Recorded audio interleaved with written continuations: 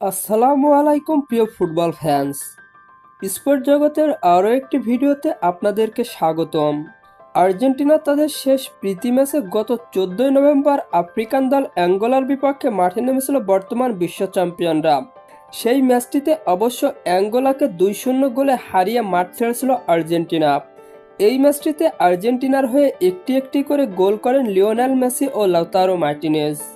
এই ম্যাচটির পর আবারও চলতি মার্চ মাসে গুরুত্বপূর্ণ দুটি প্রীতি ম্যাচে মাঠে নামছে আর্জেন্টিনা।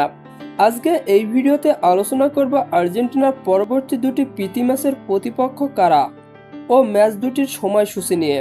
তাই জানতে হলে মূল ভিডিওটুকু না টেনে সম্পূর্ণই দেখতে থাকুন আপনারা।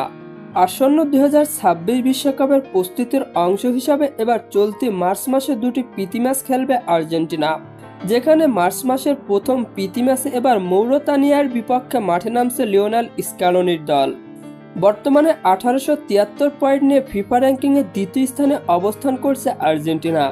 অন্যদিকে 1171 পয়েন্ট নিয়ে ফিফা র্যাঙ্কিংয়ের 115তম স্থানে রয়েছে মৌরতানিয়া। তাই ফিফা র্যাঙ্কিংয়ের তুলনায় আর্জেন্টিনার থেকে অনেকটা পিছনে রয়েছে মৌরতানিয়া। আর্জেন্টিনা বনাম মৌরতানিয়ার মধ্যকার ম্যাচটি খেলা হবে আর্জেন্টিনার ঘরের মাঠ লা বোম্বোনেরা স্টেডিয়ামে এবং এই ম্যাচটি অনুষ্ঠিত হবে বাংলাদেশ সময় অনুযায়ী আগামী 27 মার্চ শুক্রবার।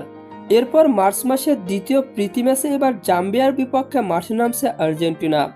বর্তমানে 1256 পয়েন্ট নিয়ে ফিফা র্যাঙ্কিংয়ের 91তম স্থানে রয়েছে জাম্বিয়া। তাই ফিফা র্যাঙ্কিংয়ের তুলনায় আর্জেন্টিনার থেকে অনেকটা পিছনে রয়েছে জাম্বিয়া।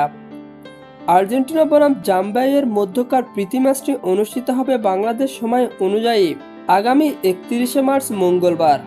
আর হ্যাঁ, ফুটবলের আপকামিং ম্যাচ শিডিউলের সকল নিউজ এবং আপডেট পেতে আমার চ্যানেলটি সাবস্ক্রাইব করে পাশেই থাকবেন। ধন্যবাদ সবাইকে।